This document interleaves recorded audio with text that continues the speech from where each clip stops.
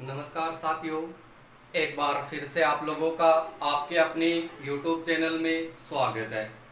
दोस्तों, हम पॉलिटिकल को पढ़ रहे थे और पॉलिटिकल में हमने मौलिक अधिकारों के बारे में पढ़ना शुरू किया था और मौलिक अधिकारों से संबंधित हमने कुछ बातें हैं उनके बारे में चर्चा की थी।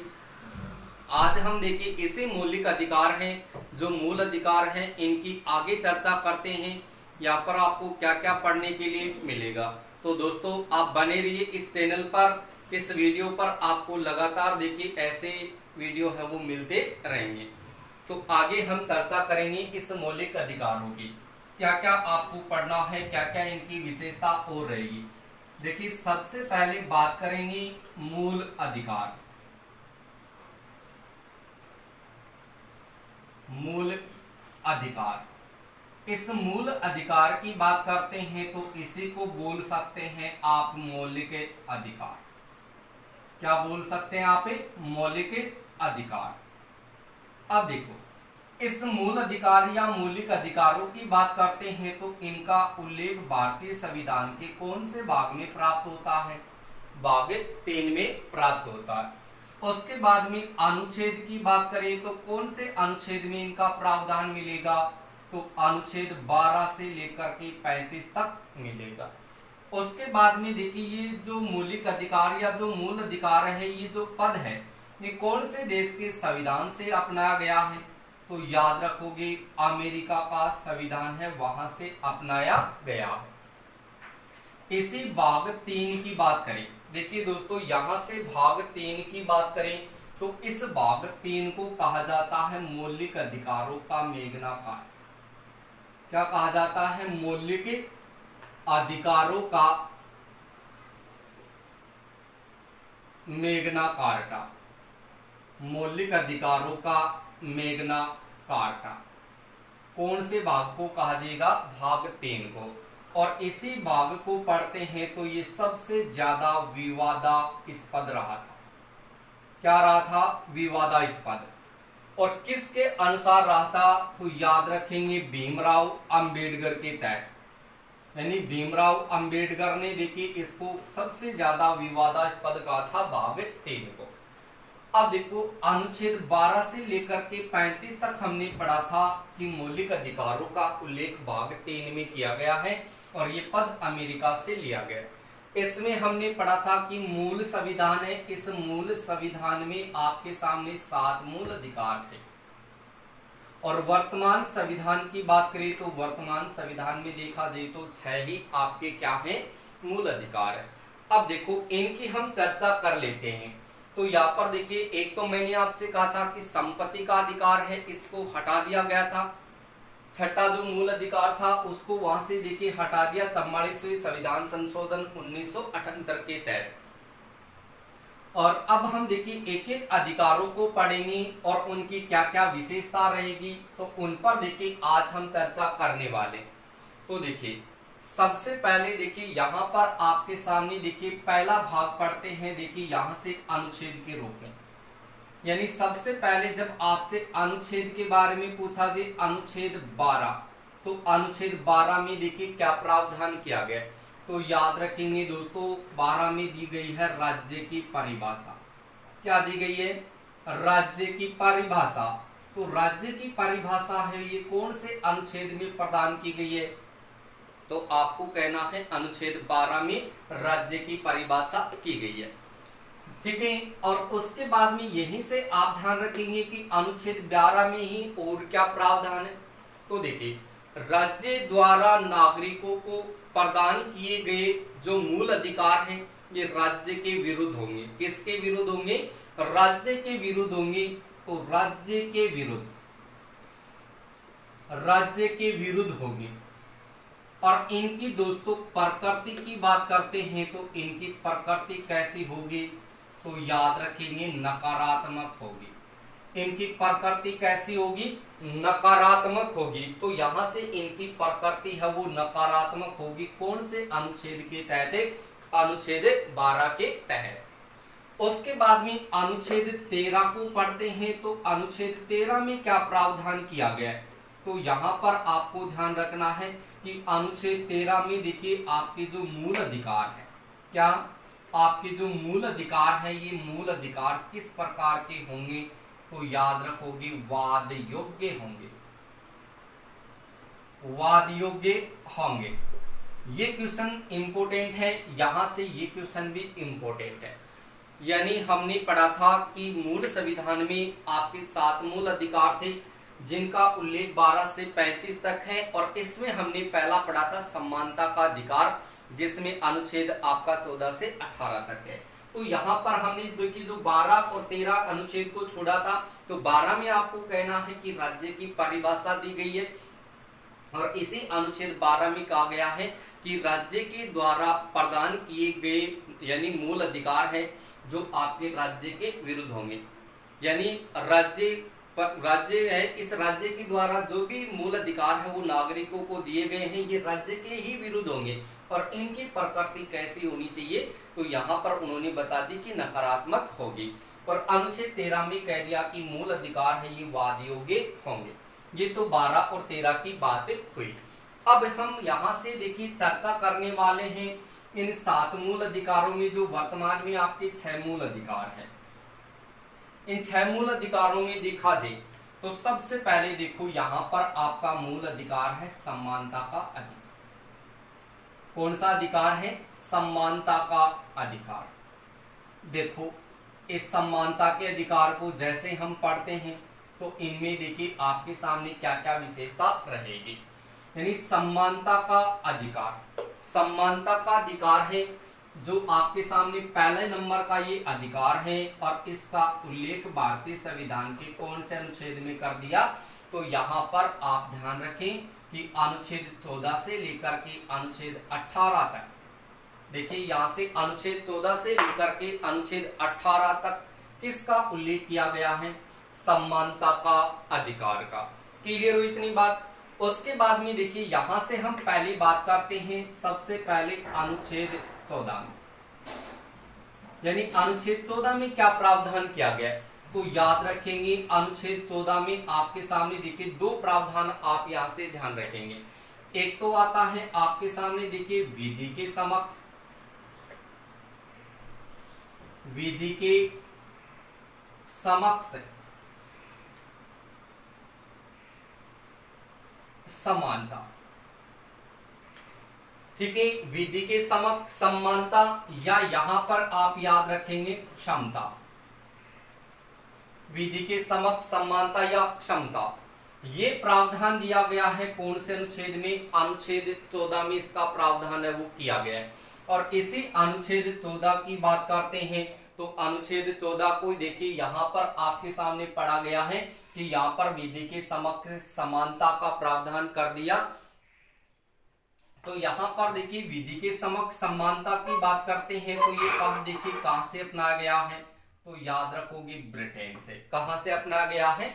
ब्रिटेन से। और इसी के साथ अनुच्छेद 14 में एक प्रावधान और रखा गया है जिसका नाम है विधि का सम्मान संरक्षण। विधि का सम्मान संरक्षण। तो विधि का जो सम्मान संरक्षण है इनका प्रावधान भी किसमें कर दिया?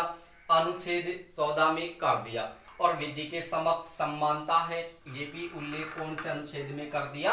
अनुच्छेद 14 में। तो विधि के समक्ष जो समानता है वो तो ब्रिटेन से अपनाई गई है, और विधि का जो सम्मान संरक्षण है ये देखिए कहां से अपनाया गया है, तो याद रखेंगे अमेरिका से। कहां से अपनाया गया है? अमेरिका से। तो ये प्रावधान आपको किस अनुच्छेद के तहत याद रखना है? अनुच्छेद 14 में। अब यहां से देखिए एक चीज आप और ध्यान रखेंगे कि यहां पर मैंने एक शब्द रखा है विधि। विधि का मतलब होता है कानून। क्या होता है? कानून होता है। तो यहां पर देखिए जैसे आप भारतीय संविधान की बात करते हैं तो भारतीय संविधान में अनुच्छेद आप जब 195 को और अनुच्छेद 165 को पढ़ करके आएंगे, कौन से आर्टिकल को? अनुच्छेद 195 और अनुच्छेद 165। तो यहाँ पर क्या प्रावधान किया गया? देखिए दोनों अनुच्छेदों की चर्चा करते हैं। तो दोनों अनुच्छेदों में सबसे पहले अनुच्छेद 195 की बात करें तो इसमें जो आपके सामने भारत का राष्ट्रपति है, कौन है? भारत का राष्ट्रपति, और इसके साथ राज्यपाल। यानी भारत का राष्ट्रपति और राज्य का जो राज्यपाल है, इनको देखिए आपके सामने विशेषाधिकार है वो प्रदान किया गया। विशेषाधिकार यानी यहां पर आप ध्यान रखेंगे कि राष्ट्रपति और राज्यपाल हैं, इनको विशेषाधिकार है वो प्रदान किया गया है किस अनुच्छेद के तहत? 195 के तहत। और अनुच्छेद 165 की बात करें तो 165 में आपके सामने सांसद और आपका जो विधायक है, सांसद और विधायक, इनको भी देखिए अनुच्छेद 165 के तहत क्या दिया गया है? विशेषाधिकार है वो प्रदान किया गया। तो मित्रों यहां से आपको अनुच्छेद 14 को जब हम पढ़ते हैं तो अनुच्छेद 14 में क्या प्रावधान रख दिया कि विधि के समक्ष समानता, और ये विधि के समक्ष समानता कहां से अपनाई गई है? ब्रिटेन से। उसके बाद अनुच्छेद 14 में विधि का सम्मान संरक्षण है वो किया गया है, जो आपके सामने कहां से लिया गया है? अमेरिका से। और यहां से आप ध्यान रखेंगे कि राष्ट्रपति और राज्यपाल को विशेषाधिकार प्रदान किया गया है अनुच्छेद 195 में, और सांसद और विधायक हैं, इनको जो विशेषाधिकार प्रदान किया गया है मित्रों कहां से? अनुच्छेद 165 से। क्लियर हुई? तो समानता का अधिकार अनुच्छेद 14 से 18 तक चल रहा है, जिसमें पहला अनुच्छेद हुआ है आपके सामने कौन सा? तो याद रखो 14 में ये प्रावधान किया गया। अनुच्छेद 14 के बाद में देखिए मित्रों यहां से अनुच्छेद 15 की बात करते हैं, तो 15 में क्या प्रावधान रखा गया है, इनके ऊपर भी चर्चा कर लेते हैं। फिर हम देखिए इनको इजी तरीके से याद करेंगे कि ये याद कैसे होंगे। अब यहां से आप पढ़ोगे अनुच्छेद 14 के बाद में 15 में क्या प्रावधान किया गया। तो अनुच्छेद 15 क्या कहता है? तो यहां पर देखिए आपके सामने समानता का ही अधिकार दिया गया। किसका अधिकार दिया गया? समानता का ही अधिकार दिया गया है। और कहा गया है कि राज्य है, यानी जो राज्य है ये राज्य किसी भी जाति, धर्म,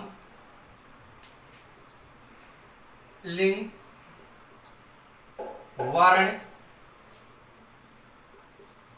भाषा, इसके अलावा देखिए यहां से आपने कहा कि देखिए राज्य है वो किसी भी जाति, धर्म, लिंग, वर्ण या भाषा है, या फिर जन्म स्थान के आधार पर किसी भी नागरिक के साथ वो भेदभाव नहीं करेगा। यानी यहां से आप लोग ध्यान रखें कि अनुच्छेद 15 में ये कहा गया है कि राज्य किसी भी नागरिक को, यानी उसकी जाति, उसका धर्म, उसका लिंग, उसका वर्ण, उनकी भाषा और उनका जन्म स्थान है, इसके विरुद्ध किसी भी प्रकार का वो भेदभाव नहीं करेगा। क्या नहीं करेगा? भेदभाव नहीं करेगा। किस अनुच्छेद के तहत? तो याद रखोगे अनुच्छेद 15 के तहत। क्लियर हुई इतनी बात? उसके बाद में आता है आपके सामने अनुच्छेद 16। देखो अनुच्छेद 16 की बात करें तो अनुच्छेद 16 में क्या प्रावधान रखा गया है? तो अनुच्छेद 16 की बात करें तो वहां पर मित्रों याद रखेंगे अवसर की समानता। किसकी समानता? अवसर की समानता। अवसर की समानता है, इसका जो उल्लेख किया गया है वो भारतीय संविधान के कौन से अनुच्छेद में किया गया है? तो याद रखिए अनुच्छेद 16 में अवसर की समानता का प्रावधान है वो किया गया, यानी प्रत्येक नागरिक को किसी न किसी प्रकार का अवसर है वो प्रदान किया गया। उसके बाद में अनुच्छेद 16(4) यहां से आप ध्यान रखेंगे, ये भी यहां से क्वेश्चन एग्जाम की दृष्टि से वेरी वेरी इंपॉर्टेंट है, तो इन पर भी आप यहां से चर्चा करेंगे कि अनुच्छेद 16 जो 4 है, इस अनुच्छेद 16(4) में कहा गया है आरक्षण का प्रावधान। किसका प्रावधान? आरक्षण का जो प्रावधान किया गया है, तो मित्रों याद रखना केंद्र और राज्य स्तर पर, यानी आरक्षण का प्रावधान अनुच्छेद 16(4) में किया गया है। उसके बाद में अनुच्छेद 16 के बाद में देखिए दोस्तों यहां से आता है अनुच्छेद आपके सामने 17। कौन सा अनुच्छेद है? 17। और 17 में जो प्रावधान किया गया है वो क्या किया गया है? तो याद रखेंगे अस्पृश्यता का अंत। किसका अंत कर दिया? अस्पृश्यता का अंत। ये क्वेश्चन बार बार एग्जाम में पूछा जाता है। मित्रों यहाँ से आपको ध्यान रखना है कि भारतीय संविधान ने इस भारतीय संविधान के कौन से अनुच्छेद में अस्पृश्यता का अंत कर दिया। तो अस्पृश्यता का जो अंत किया गया है वो अनुच्छेद 17 में किया गया। क्लियर हुई इतनी बात। उसके बाद में अनुच्छेद देखिए दोस्तों, यहां से पढ़ते हैं अनुच्छेद 18 को। 18 में क्या प्रावधान रखा गया है। तो अनुच्छेद 18 को जैसे आप पढ़ेंगे तो वहां पर उपाधियों का अंत वो किया गया। किसका अंत कर दिया। उपाधियों का अंत। उपाधियों का अंत किस अनुच्छेद के तहत किया गया। 18 के तहत। किसके तहत। अस्पृश्यता का अंत किया गया है। तो अस्पृश्यता का अंत 17 के तहत किया गया। आरक्षण का प्रावधान किस अनुच्छेद में दिया गया। 16(4) में। अवसर की समानता कौन से अनुच्छेद में दी गई है। 16 में। राज्य किसी भी जाति, धर्म, लिंग, वर्ण, भाषा और जन्म स्थान के आधार पर किसी भी नागरिक के साथ भेदभाव नहीं करेगा। किसके तहत है। 15 के तहत। उसके बाद में अनुच्छेद 14 में विधि के समक्ष समानता और विधि का समान संरक्षण किस में दिया गया है। अनुच्छेद 14 में। ऐसे आप इनको याद करेंगे।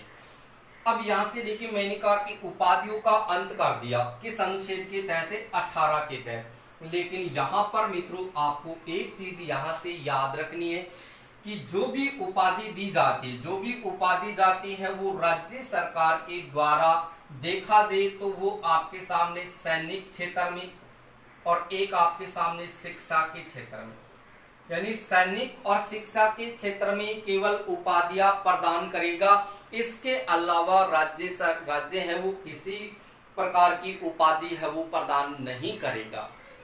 तो याद रखेंगे कि राज्य सैनिक और शिक्षा के क्षेत्र में उपाधियां प्रदान करता है, लेकिन इसके अलावा किसी प्रकार की उपाधि नहीं दी जाती है। किसके तहत। अनुच्छेद 18 के तहत। तो यहाँ पर मैंने कहा कि समानता का अधिकार। समानता का अधिकार जैसे आप पढ़ेंगे तो अनुच्छेद 14 से 18 तक इसका उल्लेख कर दिया। अनुच्छेद 14 से 18 तक आपका समानता का अधिकार है। समानता के अधिकार में आपको अनुच्छेद 14 पढ़ना है, अनुच्छेद 15 पढ़ना है, 16 पढ़ना है, 17 पढ़ना है और 18। ये 5 अनुच्छेद आपको याद रखने हैं। इसमें सबसे ज्यादा इंपोर्टेंट देखा जाए तो आपके सामने ये 16, 17 और 18 ये सबसे ज्यादा इंपोर्टेंट रहेगा। यानी 14 में आपको याद रखना है। 14 में देखो, 14 में विधि के समक्ष समानता, विधि का समान संरक्षण। क्लियर हुई। विधि के समक्ष समानता, विधि का समान संरक्षण 14 क्लियर हुआ। 15 में क्या कहा गया है कि राज्य नागरिकों के साथ यानी किसी भी प्रकार का भेदभाव नहीं करेगा। किस आधार पर। ना तो वो जाति के आधार पर करेगा, न धर्म के आधार पर, न लिंग के, न वर्ण के, न भाषा के, न जन्म स्थान के आधार पर किसी भी प्रकार का भेदभाव नहीं करेगा। उसके बाद में 15 के बाद में 16 याद रखो। 16 में दे दिया आपको अवसर। 16 में अवसर की समानता। 16(4) में दे दिया आपको आरक्षण। उसके बाद में 17 और 17 पर होता है खतरा। 17 पर क्या होता है। खतरा। और खतरा किसका हुआ। अस्पृश्यता का हुआ। यानी अस्पृश्यता का अंत कर दिया 17 में। और जैसे अस्पृश्यता का अंत हुआ तो अनुच्छेद 18 में उपाधियों का भी क्या हो गया। तो याद रखेंगे अंत हो गया।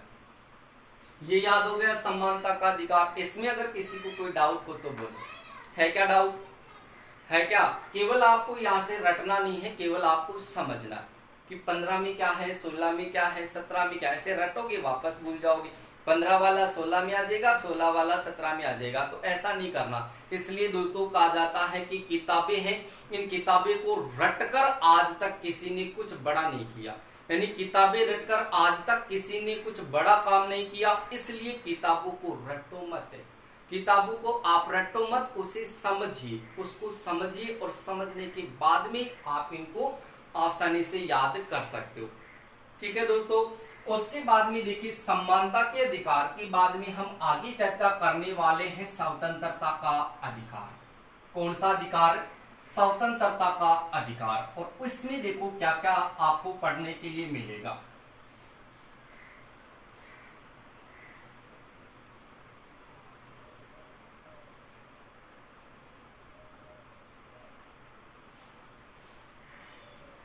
यहां से देखते हैं। देखिए यहां से देखते हैं अपन। देखिए दूसरा जो आपका अधिकार रहेगा वो दूसरा अधिकार कौन सा है। तो यहां पर आप ध्यान रखें स्वतंत्रता का अधिकार। कौन सा अधिकार है? तो यहाँ पर आप याद रखें स्वतंत्रता का अधिकार। कौन सा अधिकार है? स्वतंत्रता का अधिकार है। अब इस स्वतंत्रता के अधिकार को पढ़ते हैं तो इनका आपको उल्लेख भारतीय संविधान के कौन से अनुच्छेद में मिलेगा? तो अनुच्छेद आपको याद रखना, यानी हमने पहले 14 से 18 पढ़ लिया, इनको पढ़ लिया, और उसके बाद में आप अनुच्छेद 19 से लेकर के अनुच्छेद 22 तक किसका अधिकार पढ़ोगे? आप स्वतंत्रता का अधिकार पढ़ोगे। कौन सा अधिकार पढ़ोगे? अनुच्छेद 19 से लेकर के 22 तक। अनुच्छेद 19 से लेकर के आप अनुच्छेद 22 तक जो अधिकार पढ़ेंगे वो स्वतंत्रता का अधिकार पढ़ेंगे। अब इस स्वतंत्रता के अधिकार में जो प्रावधान किया गया है मित्रों, वो क्या क्या किया गया है? तो यहाँ से देखिए अपन चर्चा कर लेते हैं। सबसे पहले देखिए यहाँ से आर्टिकल यानी अनुच्छेद निकालते हैं। कौन सा? 19 में क्या प्रावधान किया गया है? तो यहाँ पर देखिए सबसे पहले जब अनुच्छेद 19 की बात करते हैं तो अनुच्छेद 19 में क्या प्रावधान रखा गया है? तो यहाँ पर याद रखेंगे स्वतंत्रता। अनुच्छेद 19 में आपको स्वतंत्रता वो दी गई, लेकिन इस स्वतंत्रता में देखा जाए तो सबसे पहले तो आप देखिए मूल संविधान को पढ़ेंगे। कौन से संविधान को? मूल संविधान को। जब मूल संविधान को पढ़ते हैं तो मूल संविधान में यानी भारतीय प्रत्येक नागरिक को कितनी प्रकार की स्वतंत्रता दी गई? तो याद रखोगे 7 प्रकार की स्वतंत्रता दी गई। यानी कहने का मतलब ये हुआ कि आप जितने भी लोग हैं, जितने भी स्टूडेंट हैं, जितने भी व्यक्ति हैं, मनुष्य हैं, व्यक्ति हैं, उनको मूल संविधान के अनुसार 7 प्रकार की स्वतंत्रता दी गई। कौन से अनुच्छेद के तहत? 19 के तहत। यानी अनुच्छेद 19 के तहत आपको 7 प्रकार की स्वतंत्रता है वो संविधान के द्वारा दी गई थी। लेकिन आज हम वर्तमान संविधान की बात करें। कौन से संविधान की? वर्तमान संविधान की बात करें तो वर्तमान संविधान में प्रत्येक नागरिक को अभी वर्तमान में 6 प्रकार की ही स्वतंत्रता दी गई है। क्लियर हुई बात? अब यहां से देखिए आप अंतर स्पष्ट कीजिए। जब मूल संविधान की बात करें तो मूल संविधान में प्रत्येक नागरिक को कितने मूल अधिकार दिए गए? 7 मूल अधिकार। उसके बाद में वर्तमान में भारतीय संविधान के अनुसार देखा जाए तो प्रत्येक नागरिक को वर्तमान में कितने अधिकार दे रखे हैं? 6। यहाँ पर 7 है, यहाँ पर 6। यानी मूल संविधान में भारत के प्रत्येक नागरिक को 7 मूल अधिकार दिए गए थे और 7 देखिए आपके सामने क्या दी गई थी? स्वतंत्रता। वर्तमान में 6 मूल अधिकार दिए गए हैं और वर्तमान में आपके सामने 6 प्रकार की ही स्वतंत्रता दी गई। तो दोनों का अंतर स्पष्ट हुआ या नहीं हुआ? दोनों का यदि अंतर स्पष्ट कर लिया तो दोनों चीज आपकी हमेशा के लिए क्लियर हो जाएगी क्लियर। अब देखो यहां से इन 7 प्रकार की पहले स्वतंत्रता को पढ़ते हैं कि वो 7 प्रकार की स्वतंत्रता थी कौन कौन सी। देखो यहां से उन 7 प्रकार की पहले स्वतंत्रता को पढ़ते हैं तो देखिए यहाँ पर अनुच्छेद कौन सा चल रहा है? अनुच्छेद 19। तो यहाँ पर देखिए पहली स्वतंत्रता की बात करते हैं तो पहली स्वतंत्रता आपके सामने देखिए कौन सी दी गई? तो यहाँ पर आप याद रखोगे प्रेस की स्वतंत्रता। प्रेस की स्वतंत्रता, इस प्रेस की स्वतंत्रता है वो दी गई थी और ये प्रेस की स्वतंत्रता भारतीय संविधान के अनुसार देखें तो कौन से अनुच्छेद में दी गई है? तो याद रखेंगे अनुच्छेद 19 में। और 19 की भी बात करें तो अनुच्छेद 19 एक क में इसका प्रावधान है वो किया गया। दोस्तों कौन से अनुच्छेद में इसका प्रावधान कर दिया? 19 एक क में। उसके बाद में देखिए दूसरी जो स्वतंत्रता दी गई है वो कौन सी दी गई है? तो याद रखेंगे शांतिपूर्ण सभा व सम्मेलन। शांतिपूर्ण सभा और सम्मेलन की बात करें तो शांतिपूर्ण सभा व सम्मेलन का जो प्रावधान किया गया है वो कौन से अनुच्छेद में किया गया है?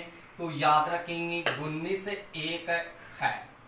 19 एक ख में इसका प्रावधान है वो किया गया। उसके बाद में तीसरी स्वतंत्रता की बात करें तो तीसरी स्वतंत्रता दी गई है आपके सामने संघ व समुदाय की स्वतंत्रता। संघ व समुदाय की स्वतंत्रता संघ व समुदाय की स्वतंत्रता। और इसका उल्लेख भारतीय संविधान के कौन से अनुच्छेद में कर दिया? तो मित्रों याद रखना 19(1) गए, 19(1) गए। उसके बाद में देखिए आपके सामने चौथी जो स्वतंत्रता दी गई है वो स्वतंत्रता दी गई है आपके सामने भ्रमण की स्वतंत्रता, भ्रमण करने की स्वतंत्रता। भ्रमण करने की स्वतंत्रता का जो उल्लेख किया गया है वो भारतीय संविधान के कौन से अनुच्छेद में किया गया है? तो आप लोग ध्यान रखें, अनुच्छेद 19(1) में इसका प्रावधान है वो किया गया है। उसके बाद में देखो 5वें नंबर की अगर स्वतंत्रता की बात करें तो 5वीं जो स्वतंत्रता दी गई है भारत के प्रत्येक नागरिक को वो निवास करने की स्वतंत्रता, निवास करने की स्वतंत्रता दी गई है। और ये स्वतंत्रता कौन से अनुच्छेद में दी गई है? तो याद रखिए 19(1) तो यहाँ पर ये 5 प्रकार की स्वतंत्रता हो चुकी है। उसके बाद में देखिए मित्रों यहाँ से आप छठी स्वतंत्रता को पढ़ते हैं तो छठी स्वतंत्रता कौन सी दी गई है? तो यहाँ पर आप याद रखेंगे संपत्ति की स्वतंत्रता। किसकी स्वतंत्रता? संपत्ति की स्वतंत्रता।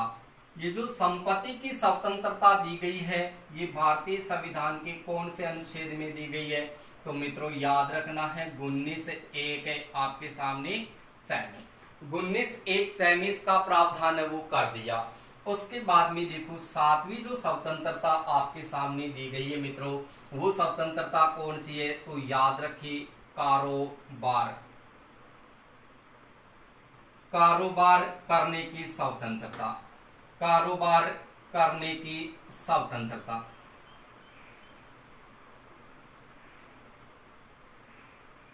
और कारोबार करने की स्वतंत्रता का जो उल्लेख किया गया है वो कौन से अनुच्छेद में कर दिया मित्रों?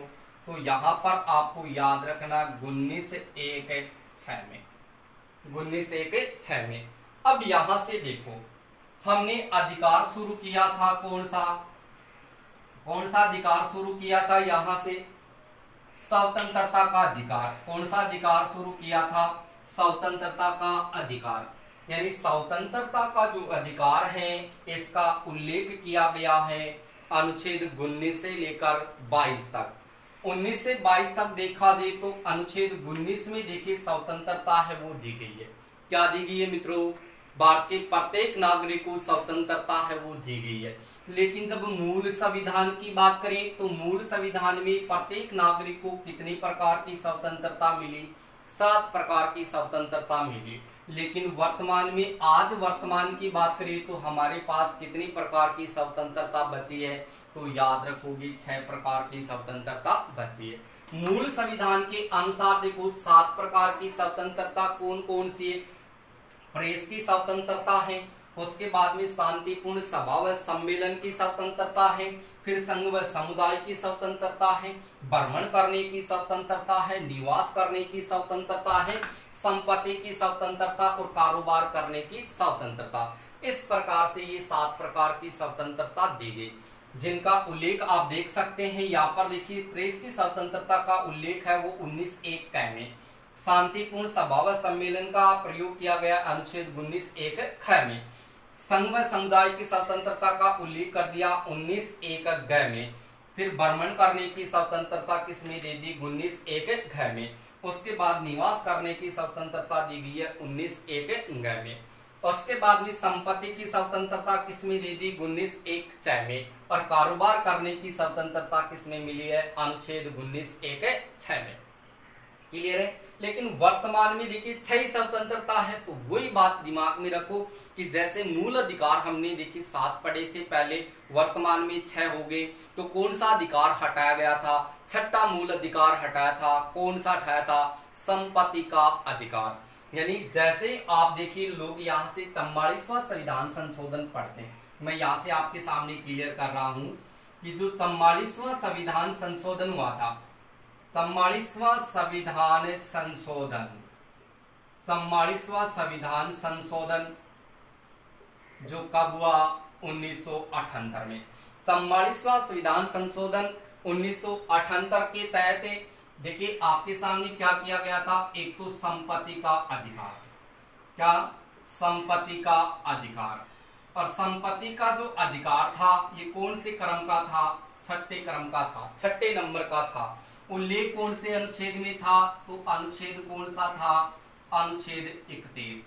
यहाँ पर इसी समय देखिए यहाँ पर छठी स्वतंत्रता, यहाँ पर संपत्ति की स्वतंत्रता, किसकी स्वतंत्रता, संपत्ति की स्वतंत्रता,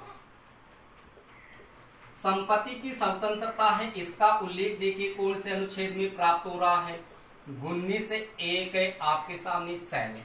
तो 44वां जो संविधान संशोधन 1978 के तहत देखा जाए तो छठा जो अधिकार था संपत्ति का अधिकार, जिसका उल्लेख अनुच्छेद 31 में था इसको, और यहाँ से देखिए छठी जो स्वतंत्रता थी, छठे नंबर की स्वतंत्रता संपत्ति की स्वतंत्रता, जिसका उल्लेख अनुच्छेद 19(1) में था, इसको यहाँ से हटा दिया और इसको यहाँ से हटा दिया, और हटाने के बाद इन दोनों को कानूनी संरक्षण प्रदान कर दिया।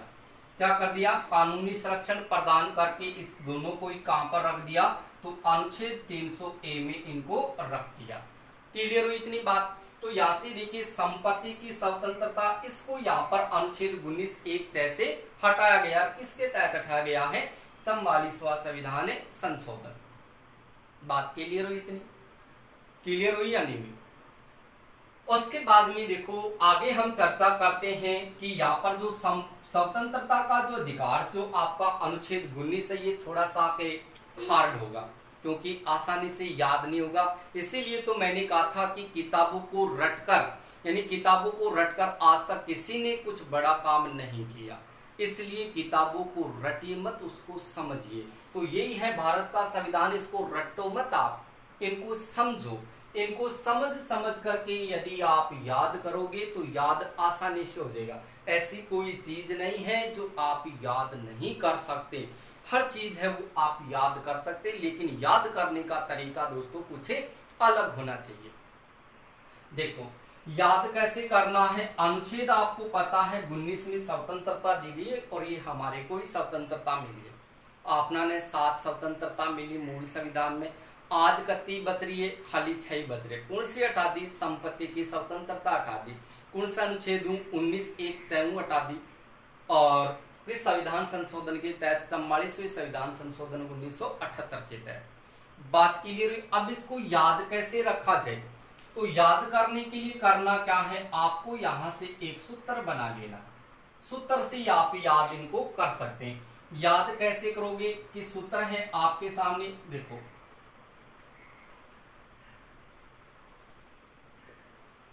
पिस्सा से सबर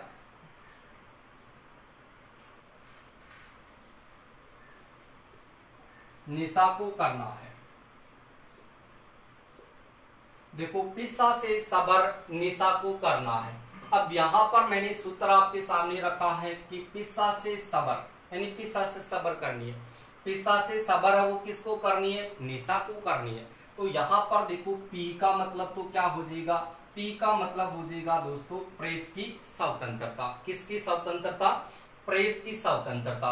उसके बाद में लिखा है यहाँ पर सा का मतलब याद रखना, देखो शांतिपूर्ण सभा व सम्मेलन, शांतिपूर्ण सभा व सम्मेलन की स्वतंत्रता।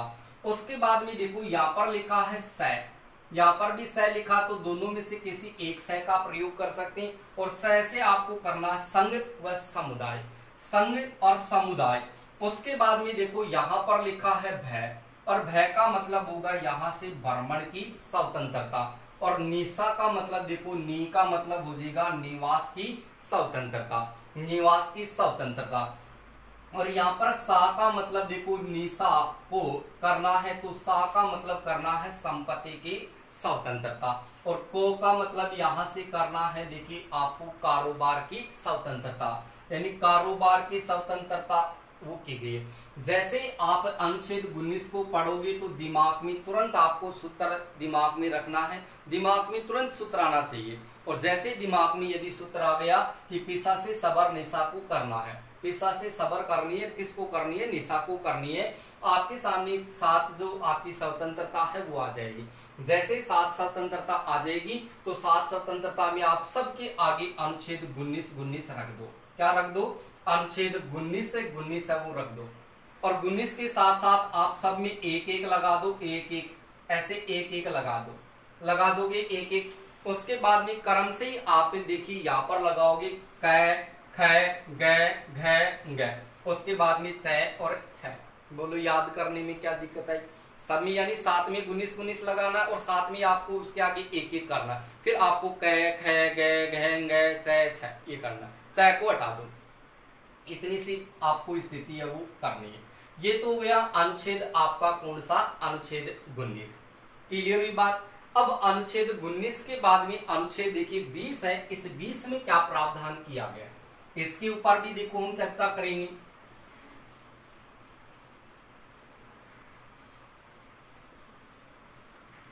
देखो अनुच्छेद 20 में क्या कहा गया है, तो इसके ऊपर देखिए आपको क्या क्या याद रखना है। अनुच्छेद 20 में प्रावधान ये किया गया है कि अपराध की दोष सिद्धि का संरक्षण, अपराध की दोष सिद्धि का संरक्षण। देखो अपराध की दोष सिद्धि का संरक्षण यानी आपका अनुच्छेद 19 हो गया है। अनुच्छेद 20 में जो प्रावधान किया गया है वो प्रावधान क्या किया गया है, तो अनुच्छेद 20 में आपको इतनी सारी स्वतंत्रता मिली 19 में। जैसे आप सारी स्वतंत्रता को पार करते हैं तो इस स्वतंत्रता में आप कहीं ना कहीं पर कोई गलती जरूर करते हैं। गलती करते हैं तो आपको क्या मिलेगा? अपराध मिलेगा। इसलिए अनुच्छेद 20 को याद रखो कि अपराध की दोष सिद्धि का संरक्षण, अपराध की दोष सिद्धि का संरक्षण है। इनका उल्लेख भारतीय संविधान में कौन से अनुच्छेद में कर दिया? अनुच्छेद 20 में कर दिया। अब यहाँ पर एक चीज आप ध्यान रखेंगे कि अपराध है वो कब माना जाएगा, यानी किसी भी अगर व्यक्ति की बात करें, किसी भी व्यक्ति की बात करें या किसी भी नागरिक की बात करें, किसी भी व्यक्ति या नागरिक की बात करें तो वो अपराधी की श्रेणी में कब आता है? देखिएगा अपराधी व्यक्ति तभी माना जाएगा जब इन्होंने किसी राज्य सरकार द्वारा, किसी भी राज्य सरकार द्वारा कोई भी लागू किया गया कोई भी कानून है, कोई भी उन्होंने कानून है वो लागू कर रखा है और उस कानून को अगर राज्य सरकार के द्वारा लागू कर दिया और लागू किए गए कानून का यदि इस व्यक्ति या नागरिक ने देखिए इसका क्या कर दिया? उल्लंघन कर दिया। क्या कर दिया? उल्लंघन कर दिया। तो जैसे वो उल्लंघन करेगा तो वो किसकी श्रेणी में आ जाएगा? वो अपराधी की श्रेणी में आ जाएगा, वो व्यक्ति अपराधी कहलाएगा।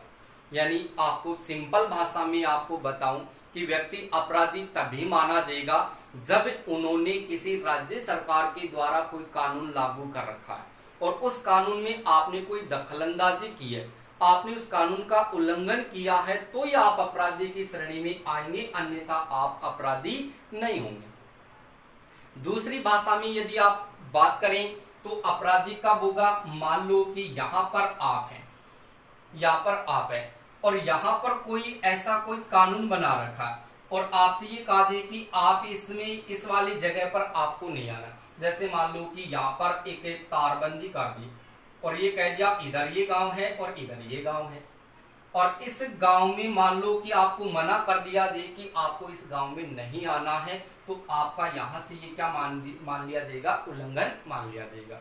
तो इसीलिए यानी हम राज्य सरकार के द्वारा बनाए गए जो कानून है उस कानून का हम उल्लंघन नहीं कर सकते।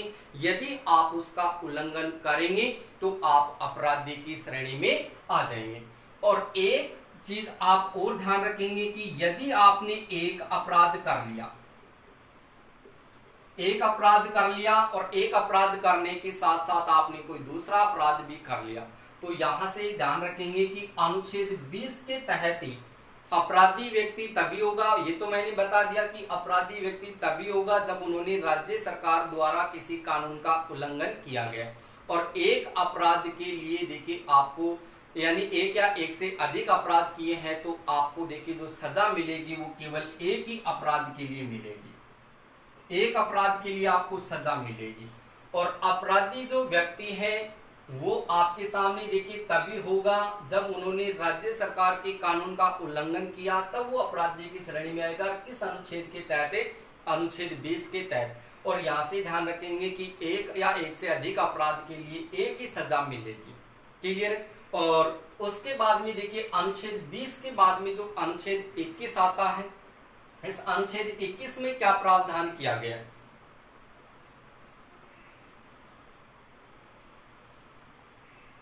और इसमें एक चीज आप और ध्यान रखेंगे कि जो अपराधी व्यक्ति है उसको स्वयं गवाही देने का अधिकार भी रखा गया, गवाही भी दे सकता है। किसके तहत? अनुच्छेद 20 के तहत।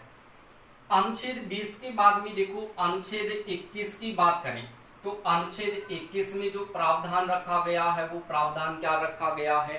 तो यहाँ पर आप ध्यान रखेंगे प्राण एवं दैहिक स्वतंत्रता, प्राण एवं दैहिक स्वतंत्रता की बात करें, दैहिक स्वतंत्रता, तो इसका जो उल्लेख किया गया है ये भारतीय संविधान के कौन से अनुच्छेद में किया गया है? तो अनुच्छेद 21 में आपके सामने प्राण एवं दैहिक स्वतंत्रता का उल्लेख किया गया। अब देखो मित्रों, यहाँ पर प्राण और यहाँ पर दैहिक स्वतंत्रता, दैहिक यानी देह है और प्राण यानी जानते हो आप, तो प्राण एवं दैहिक स्वतंत्रता, प्राण जाए पर वचन न जाए, तो यहाँ पर इसका उल्लेख कर दिया अनुच्छेद आपका 21 में। तो इसमें आप क्या ध्यान रखेंगे कि अगर किसी भी व्यक्ति की बात करें या फिर आप किसी भी नागरिक की बात करें, कोई भी व्यक्ति या नागरिक है वो अनुच्छेद 21 के तहत यानी प्राण एवं दैहिक स्वतंत्रता है वो रख सकता है। और कोई भी व्यक्ति या नागरिक है वो इसी अनुच्छेद के तहत अपनी इच्छा मृत्यु की पुकार है वो किससे कर सकता है? न्यायालय से कर सकता है। मित्रों यहाँ से ये बात बहुत ही ज्यादा इंपॉर्टेंट है। कई बार अनुच्छेद सीधा आता है अनुच्छेद 21 में प्राण एवं दैहिक स्वतंत्रता, प्राण एवं दैहिक स्वतंत्रता का उल्लेख भारतीय संविधान के अनुच्छेद 21 में है और इसी 21 में कहा गया है कि नागरिक अपनी इच्छा मृत्यु की पुकार है वो कभी भी सर्वोच्च न्यायालय से कर सकता है। कोई भी नागरिक है वो अपनी इच्छा मृत्यु की पुकार है वो सर्वोच्च न्यायालय से कर सकता है अनुच्छेद 21 के तहत। जया मान लो कि थारे अनुच्छेद 19 याद कुन याद करे कै ख एक चय या कुन याद करे कुन याद नहीं याद हुआ तो मन में यहाँ इच्छा जागृत हो जा कि नहीं मेरे से या वो काम को नहीं हो, मेरे से याद को नहीं हो। नहीं याद हुआ तो मरना की सोच लें और मरने की सोच लेते हैं तब तो कोई दिक्कतें आपको होती है, लेकिन आप सर्वोच्च न्यायालय से जाकर के ये कहोगे कि मेरे से यहाँ पढ़ाई लिखाई को नहीं हो, मैं मरना चाहूँ, तो वो आपकी इच्छा के अनुसार आपको वो क्या कर देगा? आपको अनुमति दे देगा कि हाँ जाओ मरो।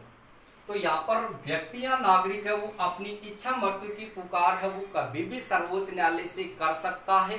किस अनुच्छेद के तहत? अनुच्छेद 21 के तहत। और आप यदि अपनी मर्जी से अगर वो अपने प्राणों का बलिदान दे रहे हो, न्यौछावर कर रहे हो, तो फिर पीछे वाले जो भी हैं उन पर किसी न किसी प्रकार की दिक्कत होगी। तो यहाँ पर व्यक्ति या नागरिक अपनी इच्छा मृत्यु की पुकार है वो कभी भी सर्वोच्च न्यायालय से कर सकता है। किस अनुच्छेद के तहत करेगा? 21 के तहत। 21 में प्राण एवं दैहिक स्वतंत्रता का उल्लेख किया गया है। उसके बाद में देखो दोस्तों आगे आपका अनुच्छेद आता है कौन सा? 22। 22 में क्या प्रावधान किया गया है? 22 की बात करते हैं तो 22 में देखिए आपका क्या किया गया है? तो याद रखेंगे कि